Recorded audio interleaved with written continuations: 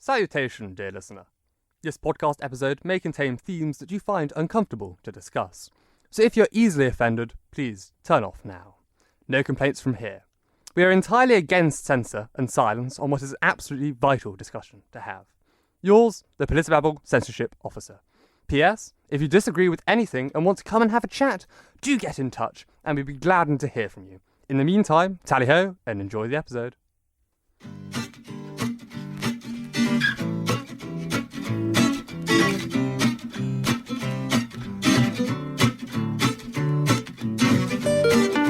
Hello and welcome to this week's episode of Politibabble.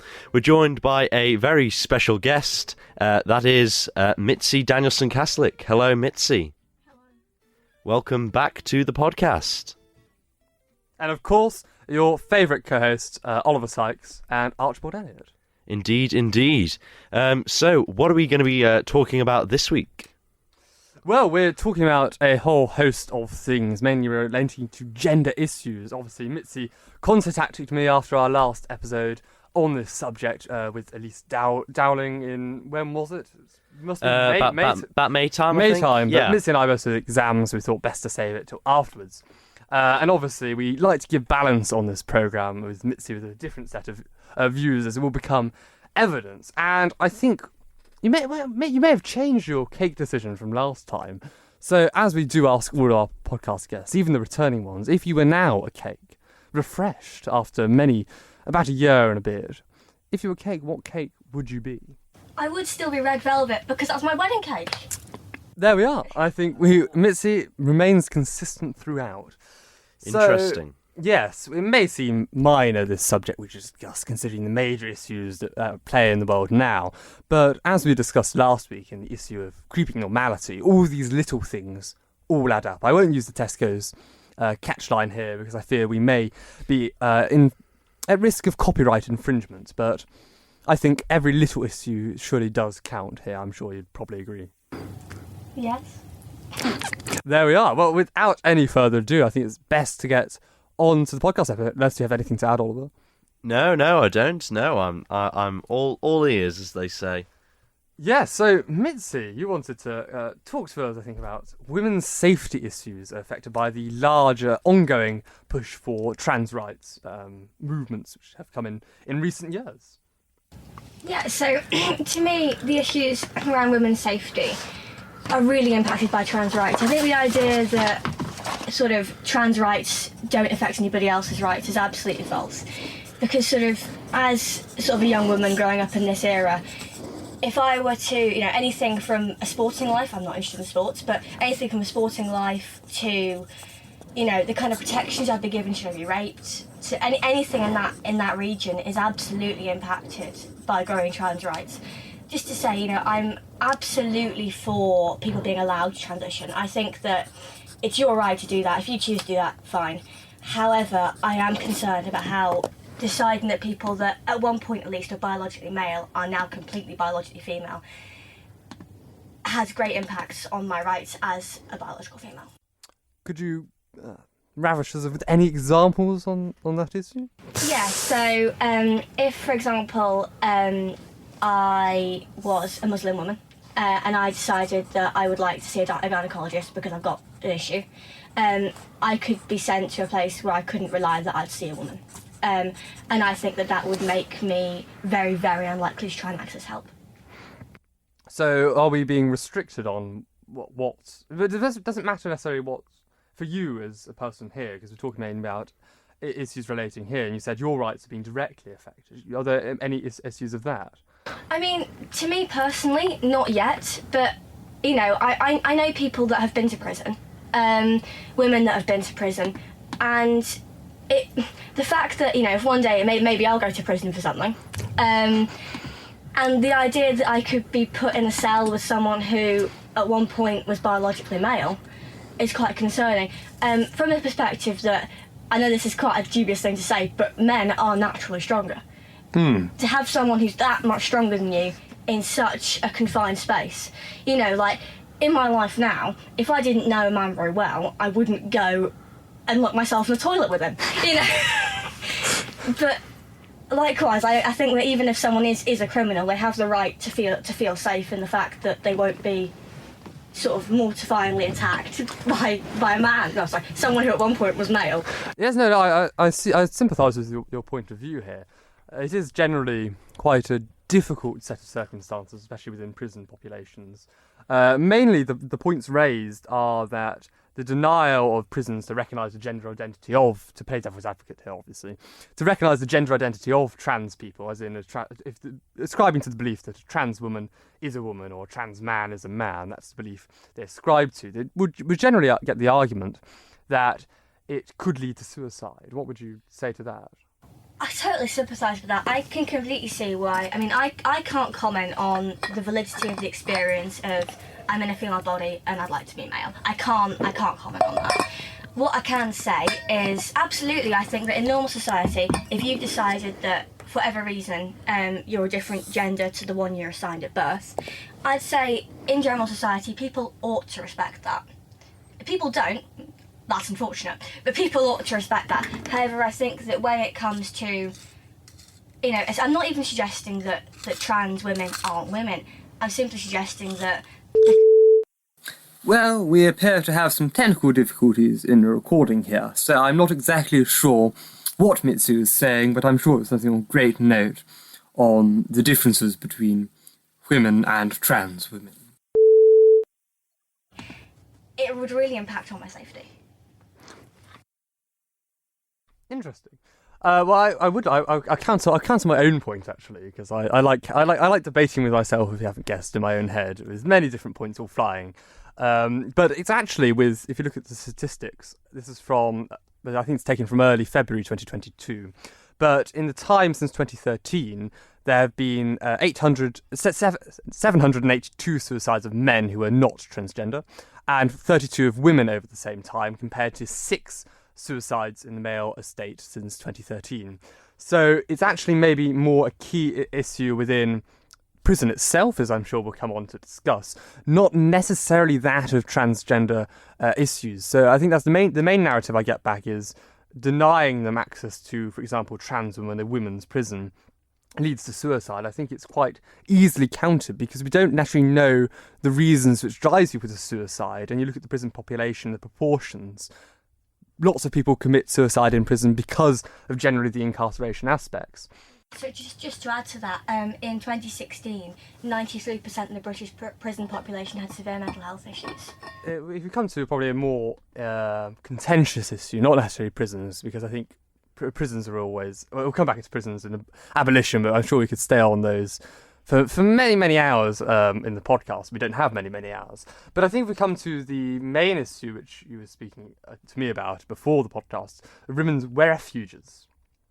To me, I can see that something that seems a little bit closer to my life is the idea that at some point in my next however many years, I could be raped or sexually assaulted. I think that that's quite a real concern. And I say that in that situation, if I'd been sort of the victim of such a violent attack and I was to go to a women's crisis centre, I'd like to know that when I'm sleeping there, the only people around are women. And I say that's absolutely a right I have. And I'd say that for female rape victims, if you can't do that, what can you do? If you can't say, yeah, okay, until we know where the man is who did that, you can't sleep in a space when we know you're going to be safe. I think that that's really quite disturbing. I think that's a major oversight on women's rights. But if I take, for example, the position of a pressure group called Gallup, I'm not sure if you've come across Gallup before. Anyway, they're a pressure group which released a statement in regards to, I'm sure you've seen the Women's Aid statement put out about transgender inclusion in services. Yes, I have, yeah. Yes, they put out a response to that, kind of saying that trans women have always been part of the movement to support women and girls who are victims of domestic abuse. They volunteered to work to create those services. Some of them have been trans women. And they say that the position that Women's Aid have taken is inaccurately conflating trans women with perpetrators of abuse and violence. And they say they fail to recognise or acknowledge the realities of abuse and violence faced by trans and non-binary people in the UK and how those victims are left in the wake of that abuse. What would you say to that? That there's a danger of almost narrative that trans women are the danger here? I I can totally see why sort of my argument could lead down there. I'm not trying to suggest that. I'm not trying to suggest either that all men are perpetrators of violence or abuse. What I'm saying is, in the world, there's a percentage of people that perpetrate violence and abuse. The fact that some of those are trans women, and that those trans women, because at one point they were biologically men, tend to have the upper hand if they're fighting someone like me. I'm about 5 foot. And that if I was attacked, I'd rather be in a space where I'm allowed to be separate from that. I'm not saying that trans women shouldn't be allowed in a similar, or even arguably almost the same space, i.e. if we have a centre for people that have, been sexually assaulted. If we say, right, so this is the main sleeping area, if you would like to make sure you're in an area that's completely biological. So so would you be fine with, for example, a trans man sleeping there because they're biologically female? No. What I'm saying is, so I think that in an area like that, you could have somebody who's a trans female, somebody who's become female. No, but I talk about someone. You mentioned their biological single-sex spaces. So if we talk about biologically female, we could also therefore include trans men. Well, no, we couldn't because they've got penises. No, they've transitioned from being female to being male, so biologically they're still female. Are they surely they're still excluded by your definition? In my understanding, sort of what I'm trying to explain, I'm taking somebody who's transitioned as somebody who's fully transitioned, i.e., the operation. So then somebody who has become a male. Yep. Has a penis. Yep. And therefore, they shouldn't be sleeping with women in the rape centre. But then surely trans... So anyone that is trans cannot be... Well, there should be a space where a woman who's completely biologically female should be allowed to say, I'd like to sleep in an area where I'm separate from that. I'm saying somebody who's trans shouldn't be allowed in the same building. No, I see your point there. I'm going to press on this slightly. Because you're talking about, well, a trans man shouldn't be able to sleep there because he's had surgery and now has gained a penis, for example. But, for example, a trans woman who has transitioned from becoming a man to a woman, if that's what you believe, now doesn't have a penis. So you're saying, but the issue there was that they should not be able to sleep with normal biological women because they have a penis addition. No, I think that there's two separate issues there. I think that a trans man shouldn't be allowed in there because he's got a penis. That's number one. A trans woman who conceivably doesn't have a penis shouldn't be allowed in there because biologically, because at one point they're a male with a greater bone density, greater muscle density, they shouldn't be allowed in the same area. But the trans man is biologically... so what would your criteria... That's what I probably should come to. What would be your criteria of who is allowed to sleep there? Has no penis and has the muscle density and bone density of a woman. I would say it seems a fair assumption, but how on earth are you supposed to ascertain whether they have a penis or they don't? Well, I think when somebody checks into a crisis centre, they should have to fill out a form saying, are you or have you always been biologically female? What's to say they fill out the form and they tick yes, and they're a trans woman? Well, then they haven't always been biologically No, but they tick yes on the form. How is the centre supposed to know if they look like a woman? Well, I think in that case I have to trust people, to be honest with that. I think if people choose to tick, like, that yes, they've always been biologically female when they haven't, then to me that's akin to fraud. If you're saying, like it's like, so if we decided that I want to enter a centre for men who've been raped by women, and I decide, you know what, I'm going to put my hair up and I'm going to tick that yes, I've always been a biological man. Right? I'm not suggesting that makes me trans, I'm just saying for comparison, right? Mm-hmm. I tick that, and they go, okay, plausible, yeah, right? In I go. That's not on. No, but say that's utterly outrageous. But I'm have slight query here. Okay. Because if someone's in that obviously state of distress where they would require a shelter, is the best thing to do require them to fill out paperwork? I think it's necessary. I'd argue that to put a woman who has been violently attacked by a man she doesn't know, it changes to kind of help you give somebody. If somebody's been, if somebody came to your rape centre and you say, look, what's happened? And they say, I've been violently attacked on the street by a man I don't know, compared to the father of my children's raped me. It's a different story. It completely changes the kind of age you choose to give them. For example, firstly, that begs the question, okay, you injured? It's a completely different set. You know, and it comes to even stuff like, are you on the pill? It changes the kind of help you give somebody. Yeah, so I think I suppose if they implemented your suggestions, it could be quite good. But if we look at the overview and what does the law say on this issue, you can have sex exclusionary rules, for example. So there are two main categories under the Equalities Act 2010. I'll use the UK example here because I think it's effectively equivalent to the Isle of Man.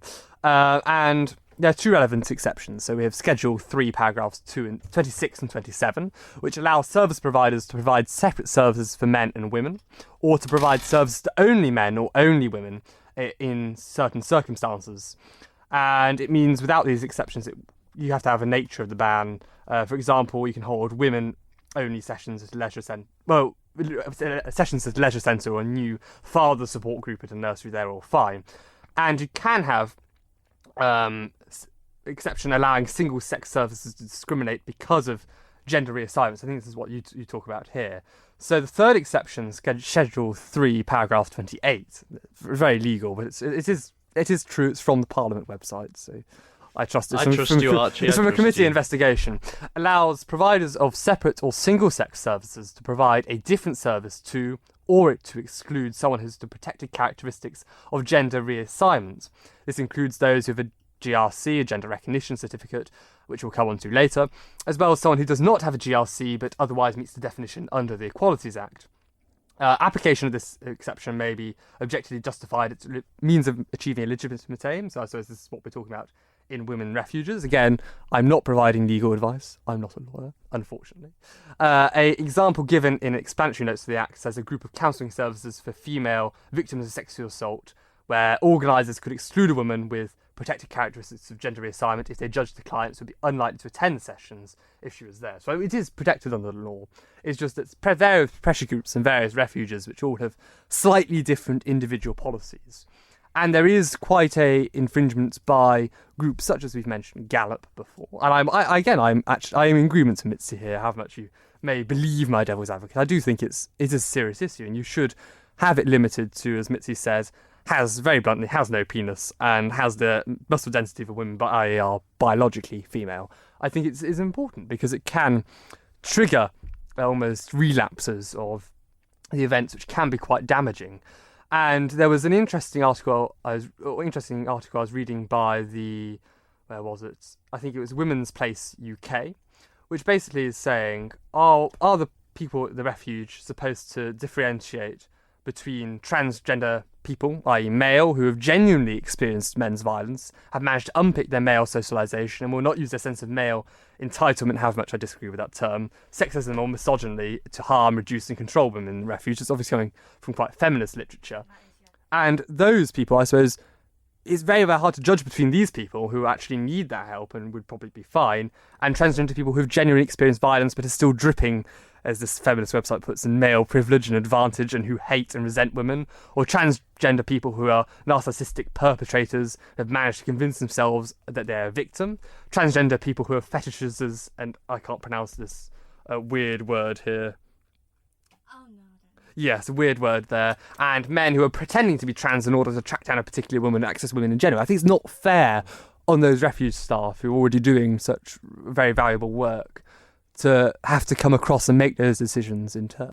Particularly when, it's such a minefield, deciding that, this person's telling me they're male and I'm telling them they're not. I think that's, for somebody, a lot of the people that work at crisis centres are actually volunteers. And to add to the list of jobs, okay, so you've got someone coming in who's had this happen to them, and someone who's had this happen to them, and someone's having a panic attack over there, and this person's saying they're a female. It's very hard, and it's become even harder, I think, in recent years, with the very large narrative in many circles that it's constantly rammed down our throat. A trans woman is a woman, or a trans man is a man. And yes, I did use those earlier to make a point. And that narrative is quite hard to overcome. The language is on the side of those who want to almost uproot our society, because it's, again, I think, is not true. It's simply not true. A trans woman is a trans woman. A man is a man. A trans man is a trans man. Has to be this differentiation. I think it's, as some transgender activists actually say, no, it's entirely right. That it's entirely wrong to say a trans man is a man, because it strips us of the processes and the struggle that we've had to go through to get our identity how it is. It strips almost that level of identity. And it differentially must be put, because a trans man is inherently different to a biological man, however much, as listeners, you may want to go and hang drawing quarter me, for example. It's quite a contentious point to make this, but I think it's one of quite simple logic. In my opinion, I would have to agree with that. That's not to suggest that in everyday life, for example, on a job application it doesn't matter. To be a secretary, if you're a trans woman, you shouldn't take a woman. No. I think for general societal purposes, I see no reason why a trans woman can't be a woman.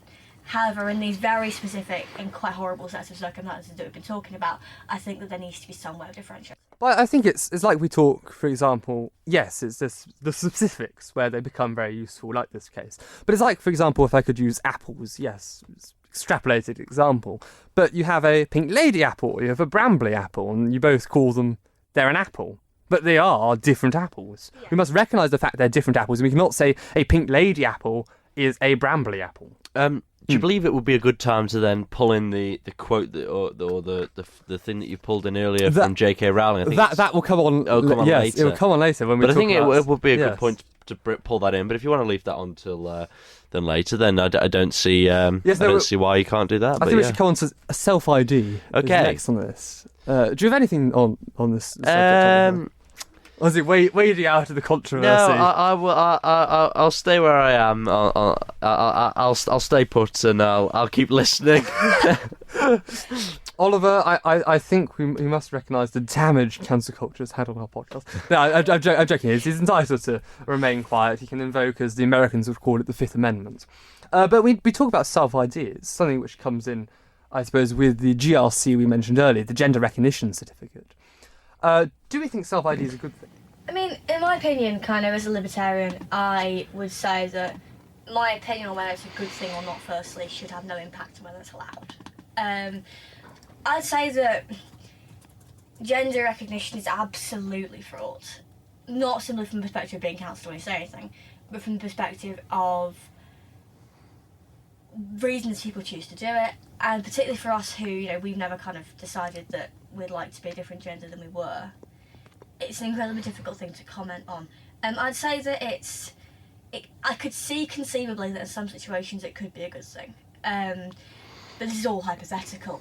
All I can comment on is conceivably, possibly, somebody who's biologically female would decide that they're actually male and they'd like to identify as male. However, I can see that particularly for young people, that is a problem. If you're kind of 14 years old, having problems, 14-year-olds have problems, and you decide actually my problems are, the root of them is the fact that I'm female but I'd like to be male. I'd say that, similarly to if I was 14 and I decided that I'd like to be sterilised, it's something that you're very young to think about that, and it's not suggesting that you can't sort of colloquially think, oh, maybe I'm male, but revisit it when you're 18, revisit it when you're 20. I find it, to that extent, it's almost sinister, this idea that as quite a young person, the root of your problems could be solved by deciding you're this. And okay, you might be, and maybe when you're in your 20s after uni, you'll decide that you are. But yeah, I think to that extent, it's quite questionable.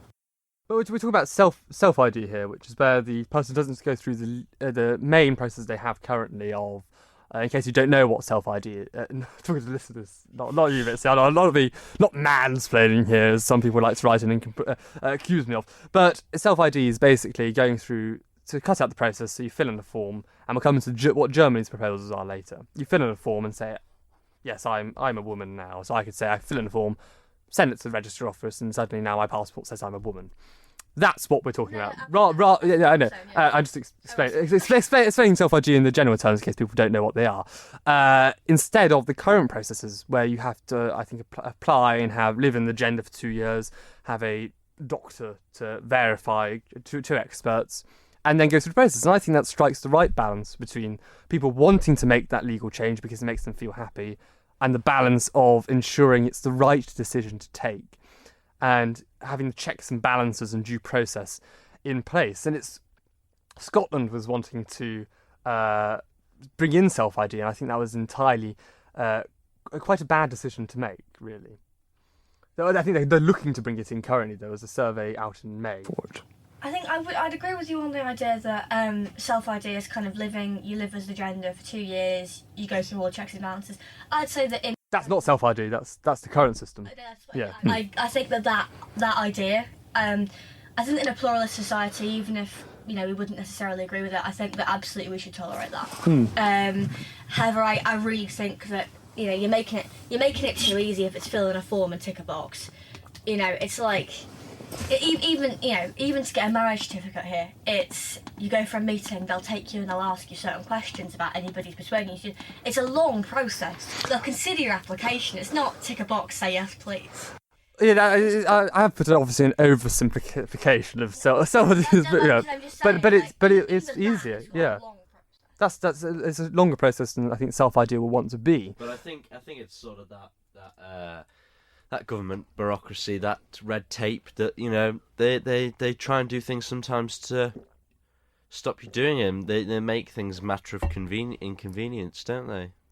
Well, I think it makes it a considered decision. Yes. If we look at Germany, for example, there's I'll read out the general parts they're putting in the law, but the proposal is by the Green Party. It's quite ironic because the minister proposing it is the Federal Minister for Family Affairs, Senior Citizens, Women and Children. I find it quite ironic that she's wanting a derogation of any sort of... she's very against almost the family values aspect, and she's the Minister for Family Affairs, Children, Senior Citizens and Women.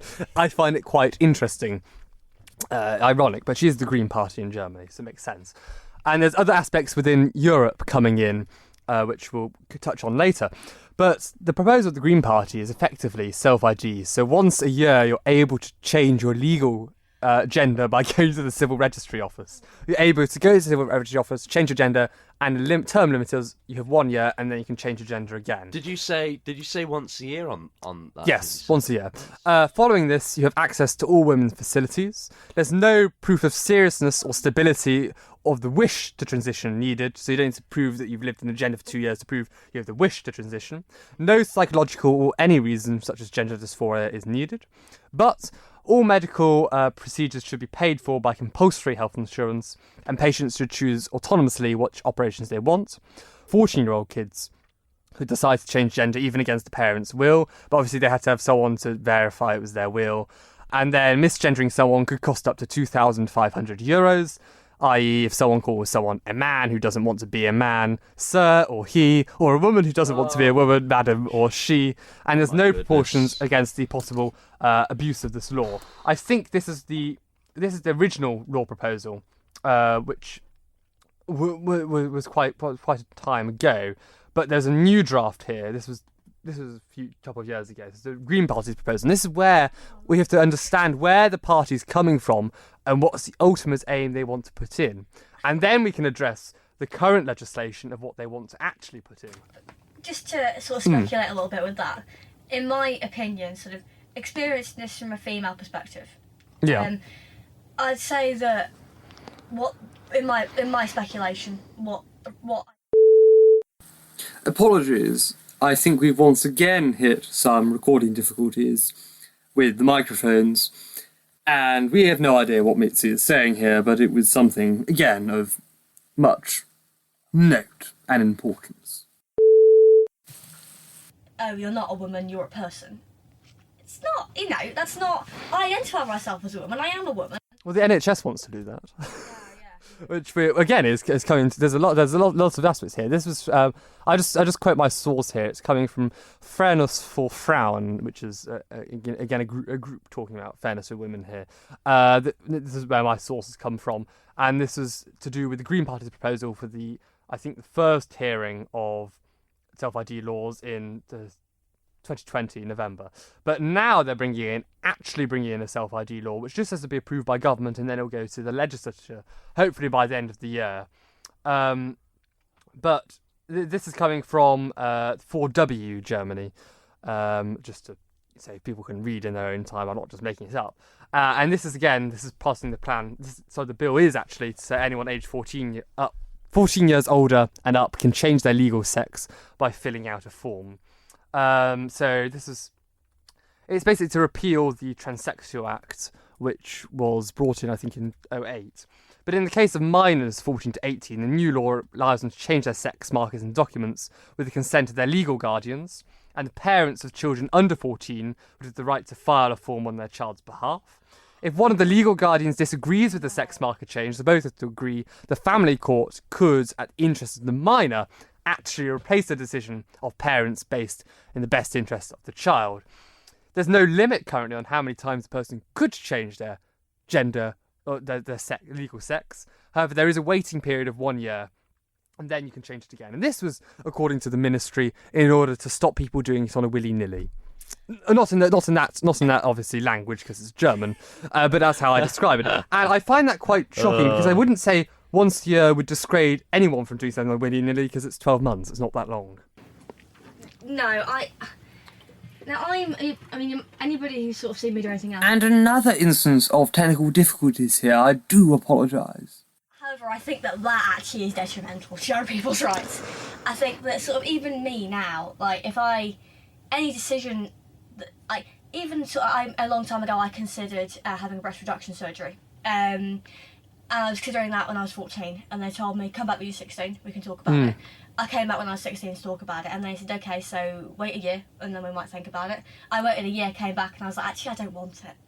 And I think that's absolutely, as a young person, you have the right, particularly with drastic medical decisions, to say, I'm going to think about this, and I have the right to think, okay, I need, as sort of the trusting adult in the situation, as the doctor, you have the sort of, you should be able to afford that young person the time to say, come back if seriously still want to do it. But the doctors have to do that. That's what the current system. The doctor has to make sure that person considered for 2 years. This removes any aspect of a doctor. It's a civil registry office. And I would agree. It's shocking. Decisions need to be considered for, and it's an awful scenario if you were to think you were trapped in the wrong body, that you thought you were the wrong gender than what you've been born in. And it's an awful decision, but the things need to be considered, and you need to go through the processes because it helps you come to terms with it all. And there was an interesting, as I referenced last time, there was an interesting paper from, I think it was Dr. I've forgotten his first name, Bell. I referenced it last time we were discussing this issue. And the children have actually, we don't know what we think really as children. We experiment with lots of things, and then eventually we may decide that's not what I wanted to do. And I think it's good to give that child those formative years to really be quite free in thinking, but having those anchors, which I feel personally are important, of you are X, Y, Z, there you have certain anchors in life that's just accepted fact, and you can play around with it, be gender non-conforming, it doesn't matter, it's not my personal choice, but there you play with it, but at least you have that anchor where you know what you are at the end of the day. Otherwise it becomes almost, you don't know what you are, you have no purpose, and it just becomes you've been cut off from the cosmic anchor and you're just left. Well, yeah, I mean, I would agree with that. I'd say that, I was talking to somebody kind of in their 50s about this the other day, and she was saying that when she was young and growing up in England, she remembered that there was a boy down the road who was sort of 8 years old, and he'd like to dress up in dresses. And he'd walk around in dresses, and no one thought anything of it, because he wasn't trying to be a woman. He was a boy that liked wearing dresses. Now he's an accountant. Yeah. You know? But the thing is, there's no difference there. There's girls who wants to wear trousers. It's just there's clothing. But sorry, I did make a mistake earlier. I said the Transsexual Act was 2008. It's actually 1981, and that grounds 1981 was that's when not this one was brought in. No, this is the old one, and it grounds the legal sex change on the independent assessment of 2 court-appointed experts, which is now being removed. But there's also now the disclosure bans on former names, which was under that act, which came in 81, which was established in that act, is now going to be extended, and fines are going to be added. That's misgendering. using their former name. I've got, I mean, as a libertarian, I've got massive concerns about that. I think that, I mean, I do think that if somebody wants to identify as male, then in certain circumstances, i.e. a workplace, I ought to attempt to respect that. You know, similarly to if somebody's decided that their kind of address title is Miss, even though they've been married, I ought to respect that.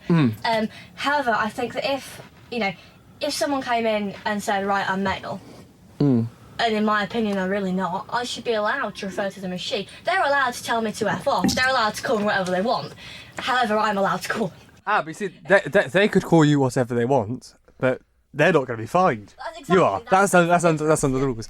Fight between ourselves, then I think that's absolutely our right to. However, I think it's absolutely protected that, you know, if I'm of the viewpoint that person is not a woman, even if I'm completely wrong and they're biologically female forever, right? It's my right to say he. I could be a right obnoxious little creature. Of course, but again, it's freedom of speech in these issues. It may be offensive, but at the end of the day, I think it's more important. Yes, it happens in a few cases. It might be damaging, but to have censorship in one area, where does it stop? Exactly. Where do you decide where that line is, or what you can say and where you can't say? Who decides it? But this German, unless Oliver wants to, there's something to say. No, all good. Yeah. Well, I'm enjoying listening, guys. I'm enjoying listening. Well, I hope everyone else is. But the German Ministry of Family Affairs states on their website that the Self-Determination Act does not change the existing practice for women's shelters. But when asked by a journalist, the German Minister of Family Affairs answered about if she wanted to ensure women's sense of security in domestic shelters. She answered, "Trans women are women. That's why I see no need for a discussion here." So that's the level which we're being faced across, and this is just as in Germany, for example, where we think they would be they think sense on this issue, but it's quite scary to see this happening in a European neighbour not so far away, where they're implementing these very shocking laws, and it's not really hitting the media because there's so many other issues in the world to take place. It's covering under the fact that, for example, Germany has the issues at the moment of the gas supply. They have issues of blackouts in some countries. Well, not blackouts, but they have the pressing issue of that. They have winter heating. They have, again, the food, the cost of living crisis. They have the war in Ukraine with the refugee situation. That this is just almost, I fear, being slipped in under the radar. And once it's passed here, where else will it be passed? I mean, yeah, from a female perspective, that's concerning. I think without sounding kind of outrageously feminist, I would say. I do think Mitzi was making a point here on something to do with women's shelters, but once again, I think it's lost in the audio, in the cosmos of our Politibabble. I think the shelters will make their own minds up on this, and it's not going to be enforced on them. It's just more but the German minister thinks there's no issue. That's what I generally find slightly scary on this issue. But wouldn't shelter bosses or whatever, wouldn't they be fined for misgendering somebody if they decided that you weren't? I'm not well versed in German law particularly much. I suppose it is a risk, but it's generally there's little campaign against these self-ID laws in, for example, in Germany, because they're not as Miss Bow, which is I've forgotten who she is. Anyway, she elaborates that feminists in Germany aren't as strong as the UK. There's not such an organisation against these movements coming, and the government's it's almost guaranteed this bill will be passed in some aspect, because they put it as one of their formative agendas for the country, alongside dealing with on par with the war in Ukraine and the energy crisis and importance. This is what they're bringing in, probably because the SDP, the ruling party, wanted the Green Party on side in coalition agreements, because coalition in Germany gets very messy. It's all political horse trading. But I think it's quite an interesting predicament facing the European nations. I think interesting to me isn't quite the right word for it. I think it's quite disturbing. I think that to risk. The sad thing about this is, despite all kind of our debate with this, if I ran a women's aid shelter in Germany, and this was coming in, and I didn't agree that trans women were women, I'd go, you know what, I can't do this anymore, I'm shutting down. And that, I think, is what's really sad about it. Well, it depends what the end legal law is, but no. But they'll probably take legal advice and say, well, what does my shelter do? What can my shelter actually do? And if it becomes too much, it does actually harm these services because you're too afraid of setting a wrong foot. It's almost misgender someone, you might be fined €2,500. I don't want to pay €2,500 to government because I made a mistake. Exactly. Again, you wouldn't, if you made a mistake, probably have to pay $2,500, but it all adds up, and you don't know what happens. It could be the minimum one is $2,500, the maximum is $100,000. Who does know where it sits? But it's quite a damaging wave that sweeps across Europe, and it's not, again, as I've been reading, it's this wokeism, which I describe. A better term for wokeism is probably the more academic term, which is the critical social justice, that's the movement, which generally pushes for wokeism. But it's not just a progressive movement that's occurred in the last 20 years. It's been there, very, very slowly moving, as we talked about last week, very slowly moving this agenda for the past 200 or so years. Slowly moving an edge forward, and suddenly now, we believe certain things are entirely acceptable. It's entirely acceptable to fine someone for saying something. I think we're at the crossroads at the moment, aren't we? We're at this point where we're like, well, we're accepting this, but we're not accepting that, and where do we go from now? Yeah. But there I think it's risking to be too late. Yeah. But indeed. Again, we're another talk about language, which I think is especially important. Is the language doesn't sit on the side of us discussing any of these. For example, if we look at harsh language, even used against maybe people like me, even though I'm entirely not, you have racist, you have transphobic. They're all quite harsh language used against. Or even, for example, TERF. They're used almost as slurs now, which aren't slurs, because they're classed as, they're just describing words. But in fact, if you're describing someone as racist, you're saying that they're despicable. Effectively is what you're saying, just in other words. The connotations are very bad. But what do we think about the word TERF, Mitzi?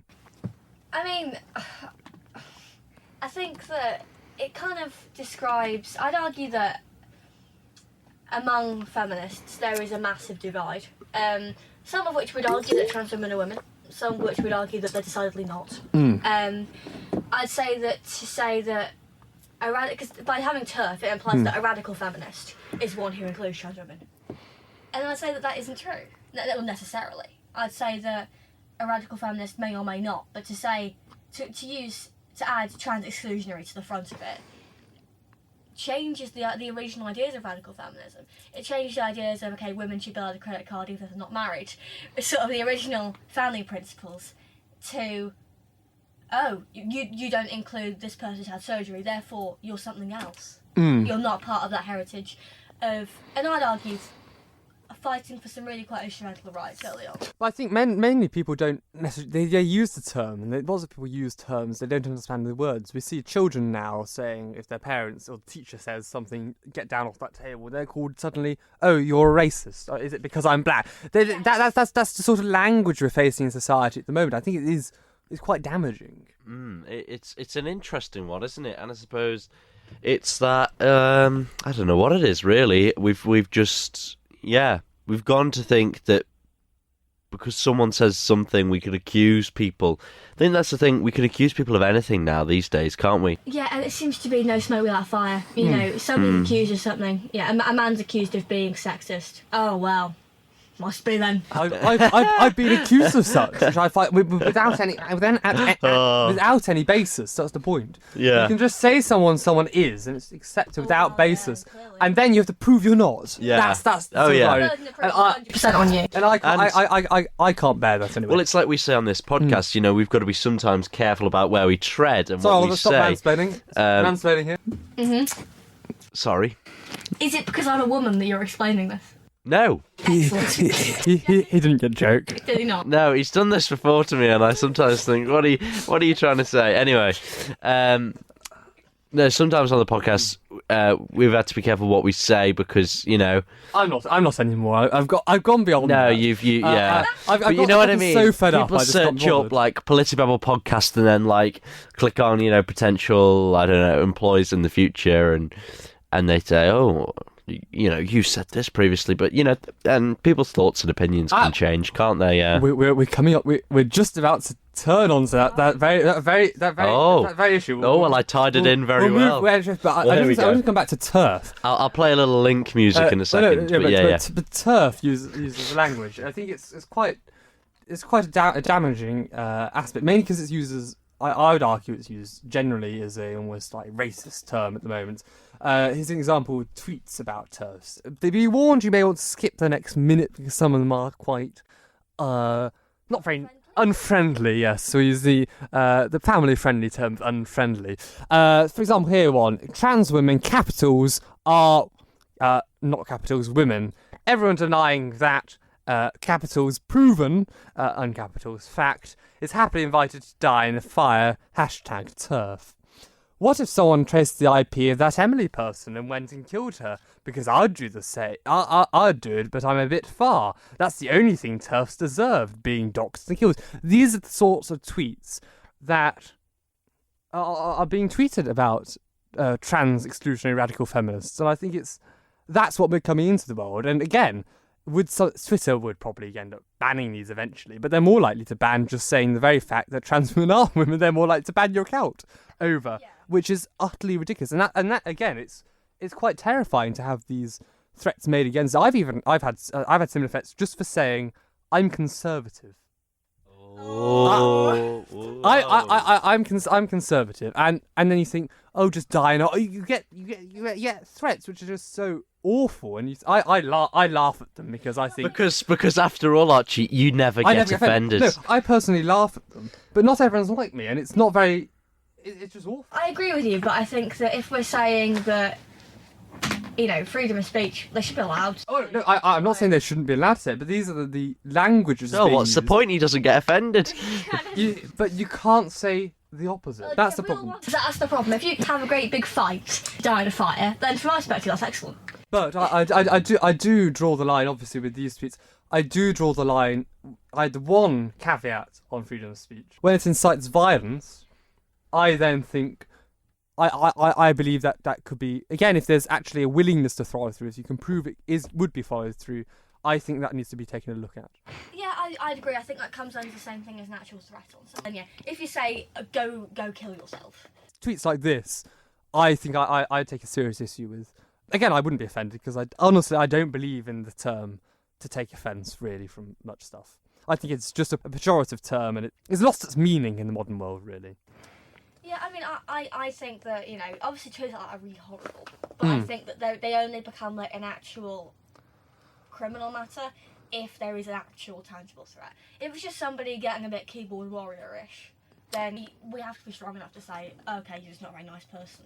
But there are actual examples of people being attacked physically for being attacked, which I think. Saying in general, if somebody tells you go kill yourself, it's not a.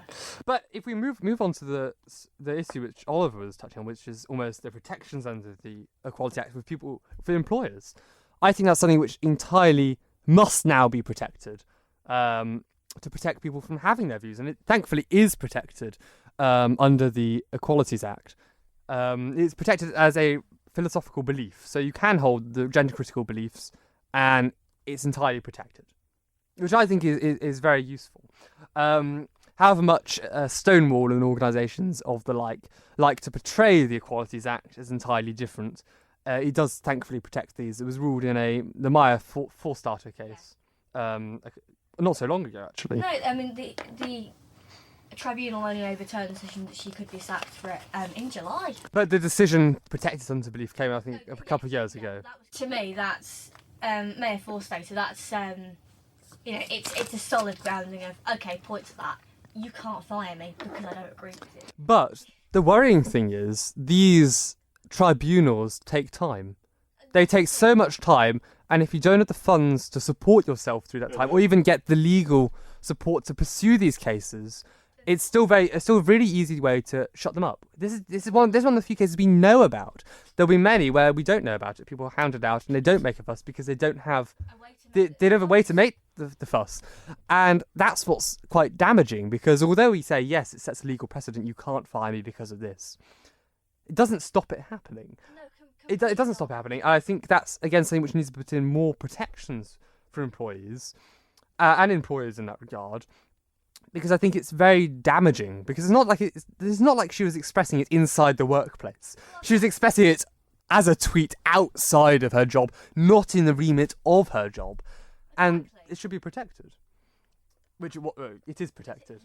But it shouldn't take an employment tribunal of 2 years to actually overturn it. And if we turn to a tweet, which I'm sure we can now discuss, which we touched on earlier from J.K. Rowling in 2018, she said, "Dress how you please, call yourself whatever you like, sleep with any consenting adult who will have you, live your best life with peace and security, but force women out of their jobs for stating that sex is real?"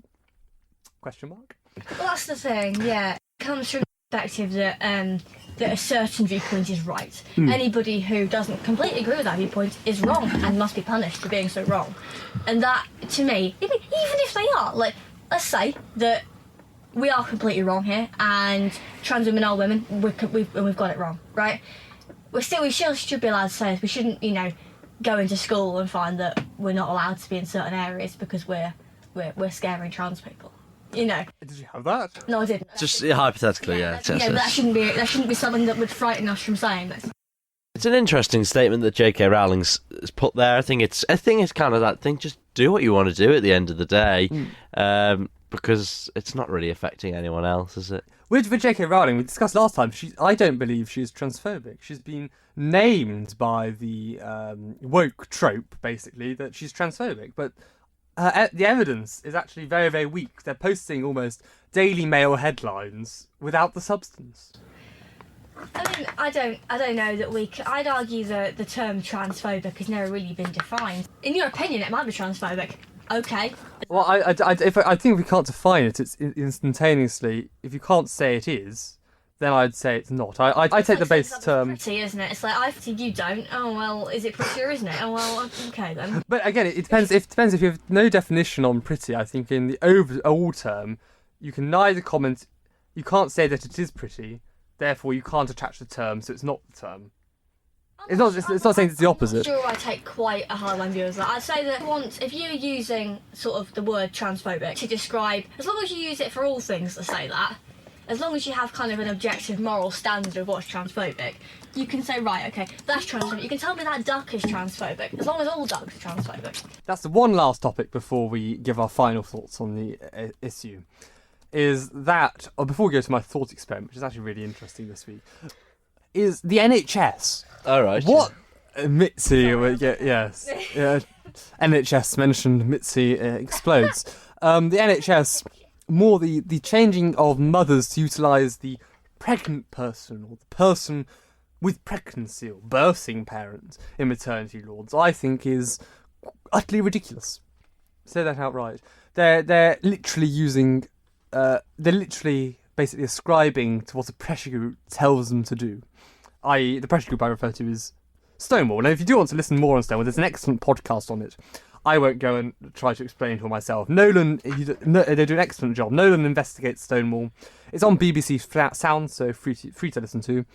Yes, Nolan investigates Stonewall. Very good podcast. To that kind of mothers or pregnant people, I'd say that if I was pregnant with a child, I'd like to be referred to as a mother.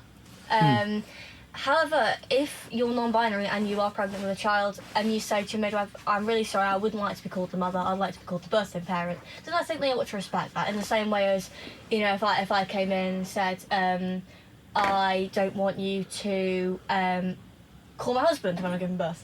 It's a patient care issue. It's not a rule. I agree with you here, but the point is here it's changing it's changing the literature to be. It's changing all of the terminologies and all of the documents to be this. Where in the majority of cases, the vast majority, mothers give birth. I don't see an issue with that. I think that's the gift of motherhood, is to give birth, and I think that's what should stay. But it's being almost removed from this, and.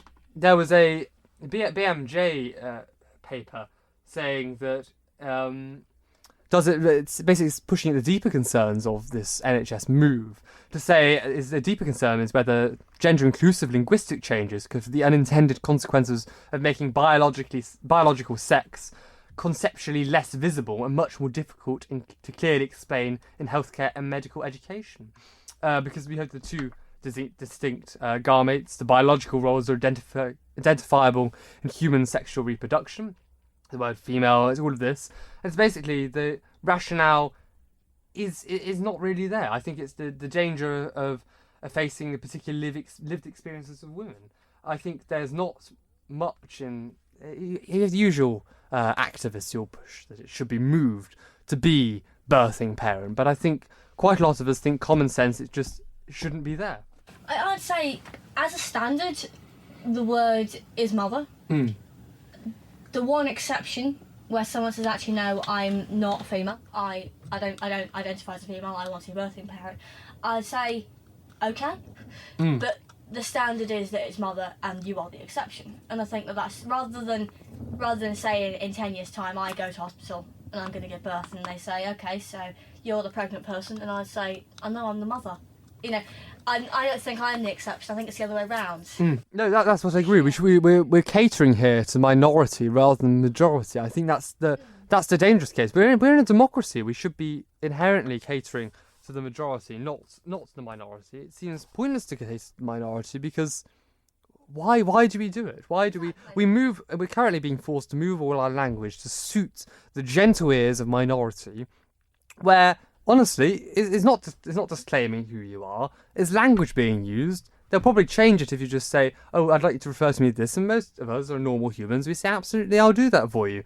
But it doesn't need to change our language as our overall to something it's not. Birth is not the birthing parent. But it's a control issue. It's a control issue. Once they change this language, what other language would they change? It's just a way to test the waters of what can they control. By the end of it, it's like George Orwell. Yes, 1984. Yes, that's it. War is peace. This is this. Oh, and we forgot the fact that 2 + 2 = 5, guys. Yeah, exactly. And it completely. I'm trying to be a writer at the moment. I'd say that if you rob people of the language they use, the power that language has, in stories and anything, is that we all kind of understand it. Even if we're using it in a weird way, we all kind of can get what we're saying. And I'd say that's the absolute beauty of speaking a language that we all share. But I've seen some kind of these kind of wokeism little strap lines, and I read it and I haven't got a clue what that is. If you could just say, the birthing parent, the this, that, the mother, yeah. But there's a reason. There's actually, I think, a deeper reason why it's not clear. Yeah, of course. Because they make it not clear. We just have to go along with it. We have to go along with it because if we don't go along with it, we're evil human beings who must be erased from all forms of history. And we can't even explain why it is we don't agree with it because we're not even sure what it is. Exactly. I think it is damaging on this issue. But what are our final thoughts, I think, to sum up on the issue? Oliver? We'll start with me. Okay, well, at the end of the day, I think people are free to be whatever they want to be, and as long as it's, if it's not directly impacting me, then crack on to wonderful. I'm a two-spirit penguin, Oliver. Well, there you go, Archie. That identify as what you want to be, what you want to do, what you want to, but let me say what I want to. Yeah, there you go. That is it. If I you can do what you want, but I can have an opinion on it,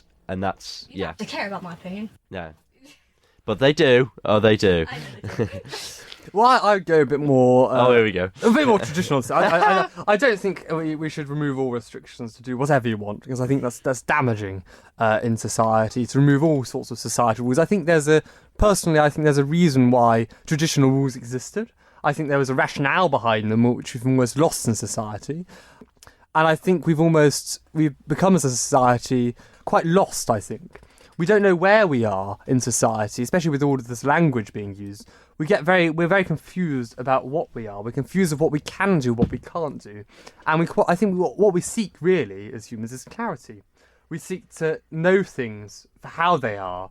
And obviously some things are things are because they are, and that's almost what philosophy explains, the things which cannot be explained by science, the very basics of life, that 1 + 1 = 2. That is left, that is right. But I think we have to recognise that I think it's quite dangerous to go down these lines of erasing our culture, erasing what we have in favour of the woke agenda, to put it quite bluntly, to go and erase everything we have just to please a few minorities. It is an issue, I think, generally of control. We've gone away from an environment where we'd be controlled from some issues, such as we're controlled, according to some radical feminists, by the patriarchal society, or we're controlled by the wealthy, and some argue we still are. We've gone away from that restrictive society, and we've not got away from that into an unrestricted society of what you two may call for. That we've gone through. No, we've come into society which is actually, I argue, more restrictive. I'd agree with you. I think it's more restrictive than before, under the guise of being less restrictive. It's almost as we don't know what the word restrictive means. We think we're less restricted now, but I argue we're actually more restrictive. And I think that's again another podcast in itself, because I could go on for hours about how we're more restricted than less. But I think that's probably sums up our thoughts. Okie dokie then. We shall move on to our thought experiment. Wonderful.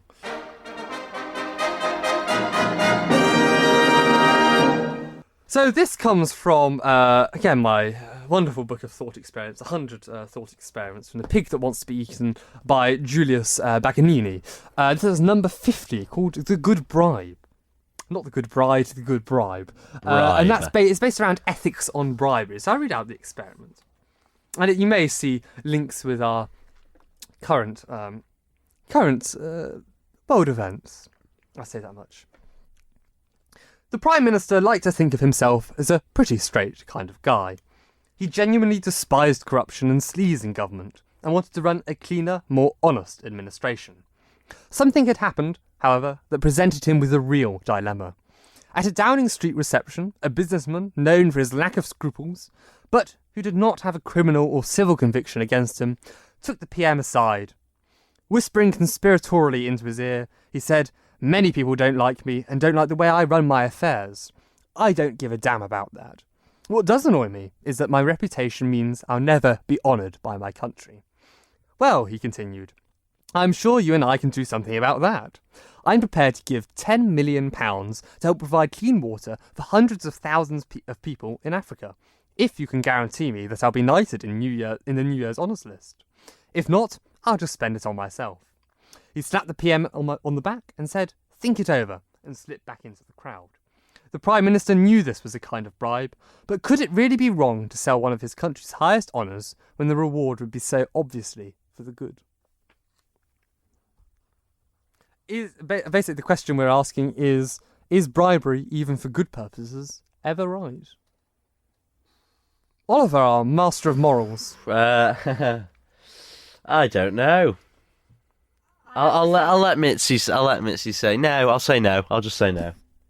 Interesting. I'd have to say no, because who decides what's for good purposes? But would you clearly argue this is for a benefit? I would, but where does it stop? If we say, so this is a good purpose, right? I agree. But I mean, we'll talk about this instance. In this instance, I'd say that what the guy giving the money, it'd be used for something good. Yep. However, I still can't see that is a morally good action. The money, something about that does not sit right with me. Well, I suppose it depends if you take almost a utilitarian view, as you want to look at the greatest positive outcome for the greatest number of people. And here, I'd say, in this instance, I think it would be right. I'll come out and say that I think it would be right because hundreds of thousands of people in Africa get access to clean water. Again, I think that's a dangerous narrative, but we'll come on to that. But get access to clean water, and that man just gets three letters in front of his name. I don't think it's that bad of a payoff to ensure that Africa gets free water.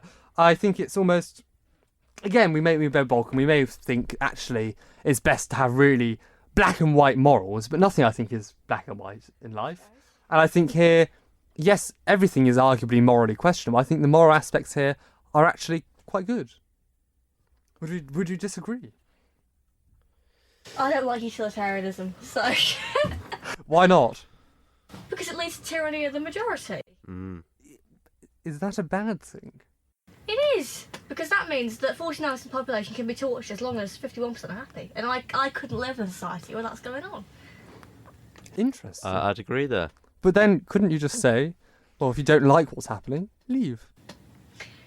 If they could, then sure. But I still think that a society in which we advocate for, for some reason we are in the majority this week. Therefore, we will do whatever we like to you guys. Mm-hmm.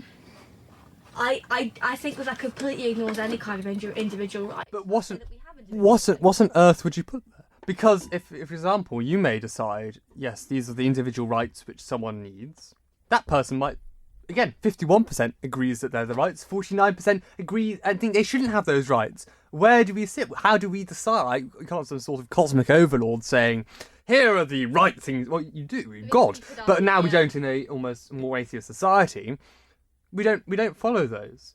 And you can't say, here, we're ascribing these moral principles to everyone. Again, even you could argue, rule of God is the rule of the majority. But I think it's the best system we have currently, bar that of a benevolent dictator. I think it's the best system we have to almost protect the rights of the majority because it works for the majority of people. And again, the majority, they may not think right, but I think it's something we have to respect, personally, because I can't see, until another scenario comes around, or another set of ruling, or another set of operating comes around, which I can see as a better aspect than the rule of majority, I'm not convinced. I mean, I subscribe to sort of Aristotelian virtue ethics, which is at the most basic level, the idea that nearly all acts, sort of bar killing people, have a golden mean. So they have a point at which you're probably doing quite a good job. And that golden mean is different for different situations. So sort of the golden mean of being angry. If I've had all my stuff stolen, I'm allowed to be quite angry. If someone steps on my foot, I'm allowed to be less angry.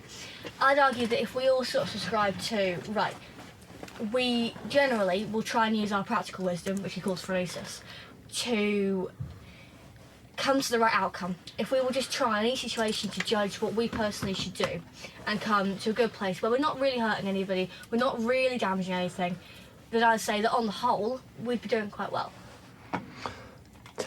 But, so you're saying each individual should judge for themselves? Yeah, I think But if I judge it's morally right for me to go over there and hit Oliver on the head with my bottom. Well, that's not the golden mean. What's Oliver done to you?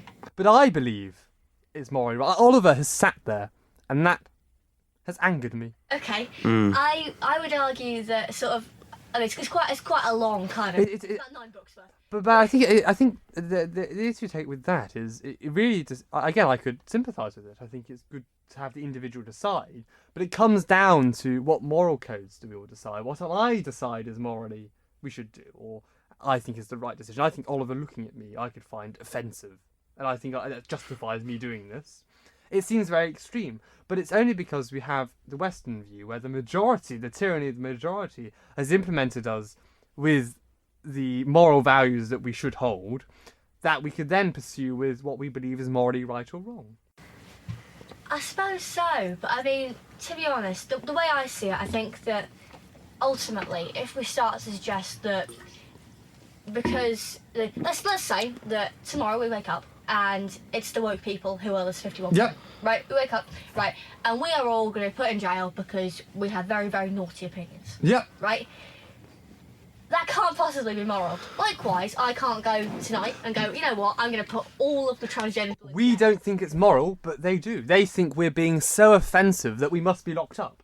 So, does that mean that any kind of objective morality just dissipates to whoever's in charge? Well, I believe slightly it must, because it's very hard to ascribe morality. Morality is, we could spend an hours probably discussing is anything moral or not moral, and it's a very hard issue to discuss because we're coming from a viewpoint where I don't personally believe, for example, morals are ingrained from us, and they're not innate to us as humans. No, I would argue I believe morals are taught, and you can teach anyone a moral. But I think that probably, I know, is it moral to continue this podcast? Is probably what Oliver's thinking now. Yes. Itching feet, and yes, because he needs to get off. But yes, I think it's a very interesting discussion, and we might have it back on to discuss a morality podcast. Turn this into a philosophy show. That would be absolutely Yes, get rid of the politics. I think we've managed to stifle Oliver for another week on his favourite issue of Manx politics. He's managed to be stifled on it because he ran out of time. Yes, we did indeed. Once again, the Politibabble podcast rambles on and on and on. But it's great, in a great sense, but we can always on this podcast carry on with what we're discussing. But unfortunately, time is running out, and busy schedule for me this afternoon. But yes, you can contact us at politibabble@gmail.com if you'd like to be a guest, or check out all our podcasts on manxradio.com/podcast/Politibabble, or on all the podcast providers. So that leaves me without further ado to say, You've been Politibabbled.